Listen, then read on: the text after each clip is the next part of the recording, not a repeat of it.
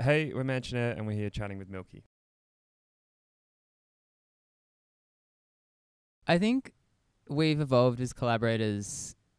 I mean, it's funny because we were kind of thrown into making music together in this like really unique way where we'd like put something out and we didn't really know what Mansionair was or who we were even individually. And I think the collaborative process was us almost like refining each other in the process of writing songs to figure out what Mansionair was. And I think what shifted for this record and like what was like a conscious decision was we were like, instead of figuring out what we individually think Mansionair is, let's uncover what we think we are as a collective. And so every decision we made with the songs, with the lyrics, with the production was, is this Mansionair? Like, does this feel like the vision that we're wanting to represent as Mansionair?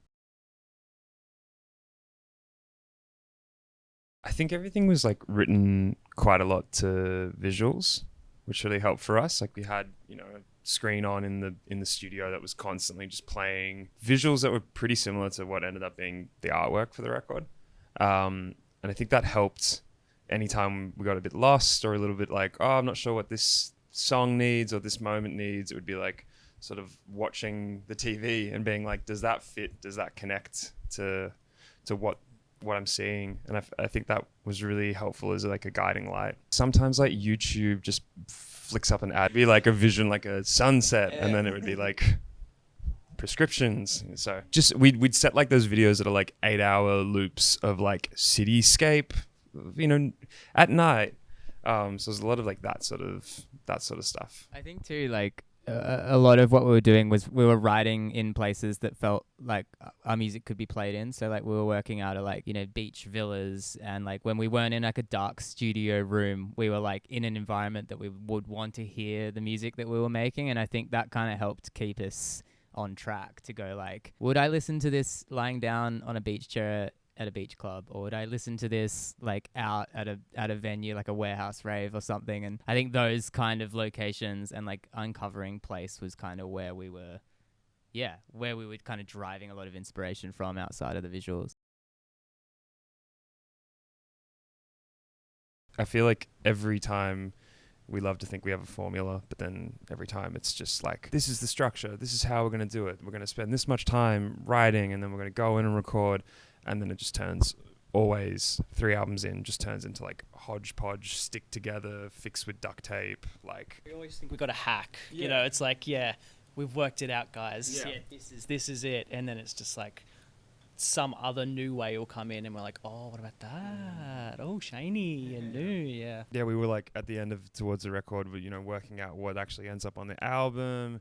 We were like, how do we decide? How do we like, do we democratically vote for what songs we like? Who gets a like, and then it's like sharing it with like our team and people around us. We're like, who gets a vote? Why is their vote the same as their vote? What's their intentions behind that vote? So it's all very like, it's hard. I paid a lot of people. Just a lot of parking garage, just like suitcases of cash.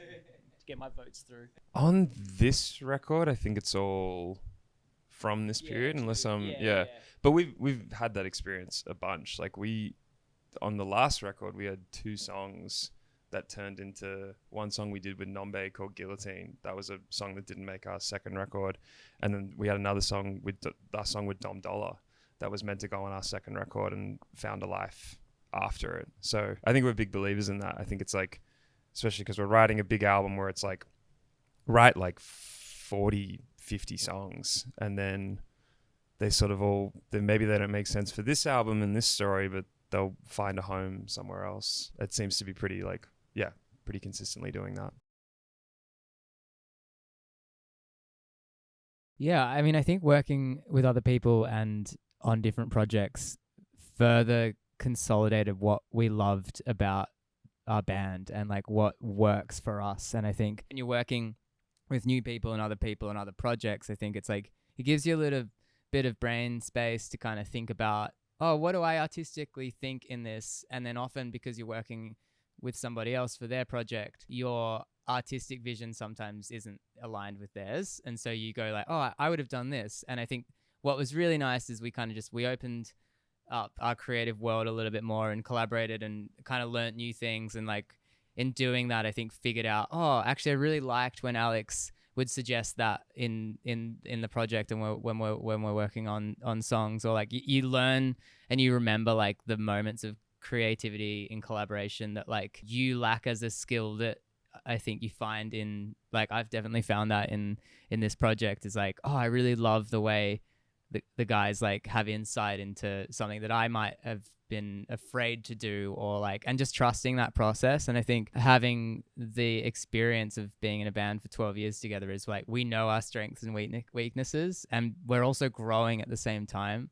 So we're kind of like, we're watching each other grow and refining and like helping each other, but also allowing enough space to kind of branch out. And I think outside work had like really helped us go like, okay, no, this is for Mansionair. This is clearly what Mansionair is to us. And I think it made it a stronger record overall. The themes of the record, for me, it usually starts with like something that I'm like genuinely like either reading about or like just finding myself returning, whether it's like if I'm journaling it or something, and I'm like, oh, this theme keeps on coming up. And I think after our second record, which was kind of all about like trying to understand like how to define success and like other people's perception of success and projecting that on you. And I think for us, what we really wanted to push Mansionair into was like one, like a record that feels uplifting and is like reaching some kind of hope and some kind of like element of, yeah, what was that? Some kind of, yes. Oh, there we go. It all ties together. That was my punchline. But yeah, I mean, the themes in this record, I mean, they usually kind of parallel to like what I think is happening in our lives at the time. And I think from that place, you kind of need to write from your own experiences. And just this idea of like wanting to be connected to the people that we're at and know where we are at and like see things for as they are and go like, this is important to me because there's a relationship at its core that feels right and it makes me feel safe. And I think it just like, as the record kind of progressed, we just further delved into like different styles of relationships and like how to feel home and like where is home and like just asking all of those questions. And I have zero answers, but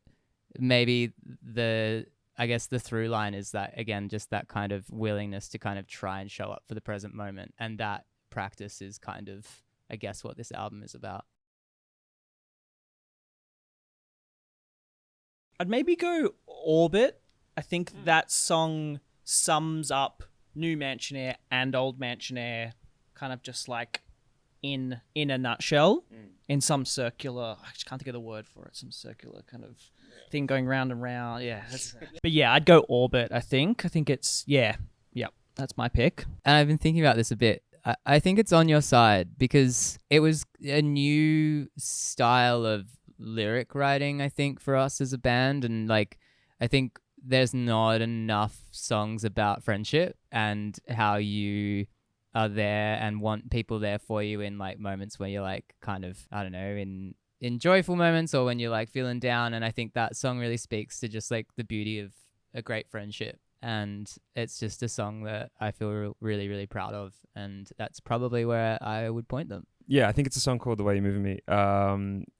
Because I think what I've always loved about it is that even when we've talked about working on it and writing it, it meant like a different thing to each of us. And I've sort of said this before, but like I know Jack initially was saying that, it feels like it's about a relationship, and I won't butcher what it means to you, but for me it was about grief. It was really nice having multiple different sort of approaches to this same song that felt really special. It felt like a really kind of capturing a big universal theme, but everyone's still pulling these like really specific meanings out of it. So I thought that was like it's just the one that's really special to me for that reason.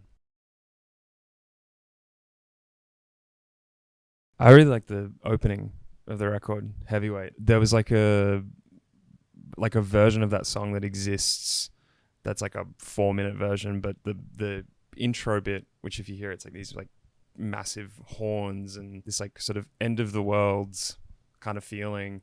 But I loved that musical motif, and I loved like that in conjunction with the fact that it's called Heavyweight, and this feeling of like sort of, I don't know, I feel like I heard this expression about like you're carrying weight around in your backpack, all the things you carry around in your backpack, and the opportunity to like put that down. I felt like that was a really that was at least where I was at when we started making the record.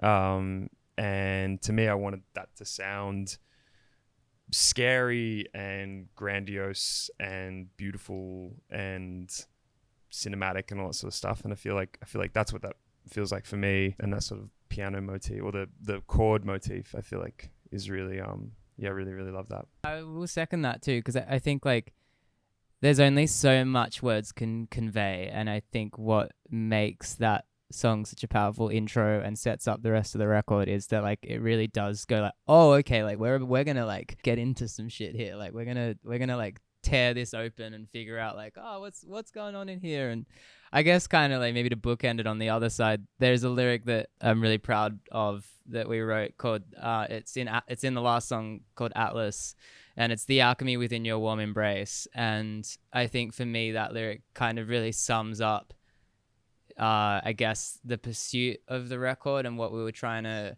kind of uncover is just this like, you know, we have this weight and we have these like desires and like this like inkling for connection and to like be in relation with people. And I think like the alchemy within your warm embraces just kind of sums up that like, I don't know, that like almost chemical feeling of what it feels like to be seen and like have someone hold space for you. And yeah, I just like, I think about that a lot. And then obviously we titled the record Some Kind of Alchemy, somewhat loosely based off that lyric. So yeah, I feel like it's kind of it's a great place to kind of end the record in a way with like a statement like that. I think bringing this album into the live space has felt, I don't know about you guys, but I felt like it's been one of the easiest to put into live. And I think too, like a lot of what we did to make this record, it was inspired by the live show that we kind of, the last like 20 minutes of our live show from the last record. So I think we had already had that kind of in mind, that we were like, let's make music that fits the dance floor, but also kind of talks about all the themes that I think like our band's most known for. And so yeah, it's felt really great. We've been playing a new song called Eraser that's been really fun, and sometimes playing new songs live that people don't know like can be a bit daunting because you're like, just hold on, we think you'll like it. And that's been really great. And I think Atlas too has been a track that's been like that's translated really well live, which is ambitious for a 7-minute song. I think the start of the show, not to keep like going on about this song Heavyweight, but like that starts the show as well. Like how we start the album is how we start the show, is what I'm trying to say. And it's awesome. It's really, really fun. And it's a really good like tone setter for the show. And so just seeing that start the show has been like really, really special. Kind of cathartic too. Yeah. Yeah. Yeah, it's a nice little reminder at the top of the show, just to be like, have fun. Yeah. Yeah. Every time we do it, because we hang out after the shows, we kind of like just hang around and want to chat, because it's like, you know, you spend 3 years in a studio like making music, and then you're like, okay, like let's see what the people think. And it's been really nice. I think for us, like we made a conscious decision to be like, let's focus on the community that we have around us and the people that like are like championing our band and the people that are showing up. And yeah, honestly, like I think it's the best. It really is the best part, because, you know, in a way, all this music is about our experience as humans. But I think like the ultimate goal, at least, and the reason I have to always remind myself this, is like the reason we do it is because it seems to it holds some kind of value for other people. And like, you know, it's very easy to get kind of caught up in all the other aspects of what it's like to be in a band and make music and stuff. And I think this tour and this album, that conscious step towards like, let's show up, and like that's just been really rewarding. And it's like, it seems to be a gift that just continues to keep giving. So yeah, I've really, really enjoyed that aspect.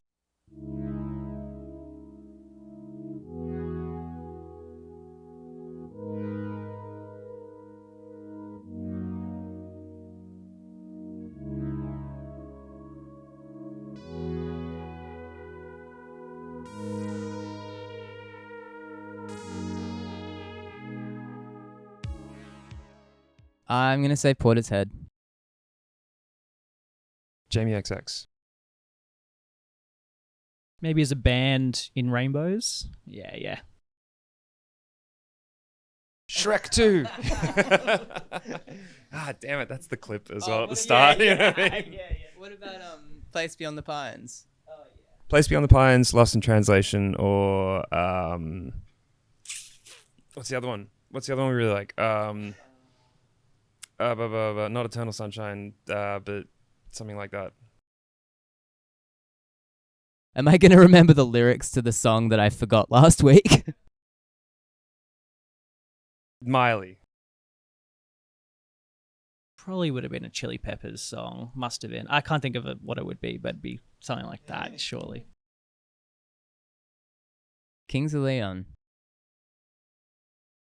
Would have been something like Simple Plan or something. That's so fresh. Yeah. Something like that, yeah. Oh god, I mean, I feel like I grew up getting, because I had the I had the blonde hair, so I was getting Nick Carter, Aaron Carter the Carter Boys. So it has to probably be Backstreet Boys. I'm going to say Spice Girl just because I think it's fun. I think that would be a really fun experience being a Spice Girl. Oh no. Scary Spice. Choose your it's like choosing the parent. The Spice Boys. Yeah. I'd go Spice Girls just to do something different. Lazy Spice.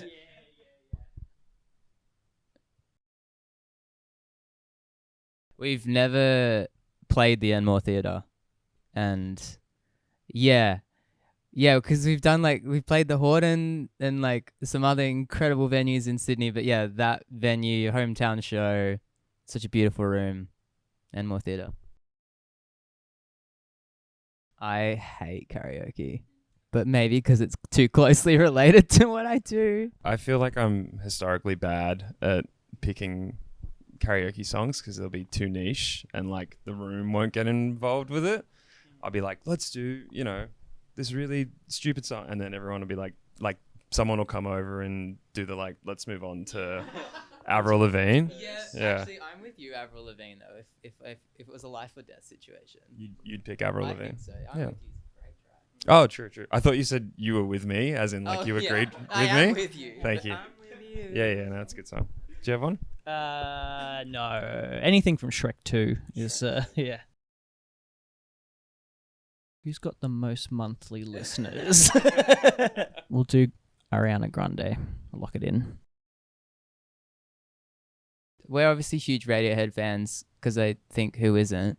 I would say they've probably reshaped a considerable amount of the way we do music. Even just think about how they put In Rainbows out was so ahead of its time, and I think really set up, I don't know, the next 10 to 15 years of how music's received. So yeah, I'd say Radiohead. Enjoy it. Take it easy. Let go. All the things. October 9th, 2026. Let's check in. I'm going to be the boring person and say there's this book called The Pathway to Letting Go by, I think it's David Hawkins. And this is I'm being serious. So forgive me. But yeah, that book set at least a lot of the lyrical content for our record in motion. There's this great quote about actively letting go and how to scientifically do that, and it was just great. I really liked it. But yeah, do you guys have a funner answer than that, or would it just be so be? Yeah, great. Shrek 2. Is there a book for that? 3/4 of Atlas. 3/4 of Atlas. 6 minutes. All right, you could squeeze 4 punk songs in that time if you want. You could go down Blaze of Glory. You could do 20 TikTok songs. Yeah, top 20 TikTok songs. Yeah. Brain rot into oblivion. Shout out to the guy that heckled me at Cooper's Hotel in 2013. He reminded me that it's really fun to piss people off on stage and perform. And I reckon that was one of the things I was like, I want to keep doing this. This is fun.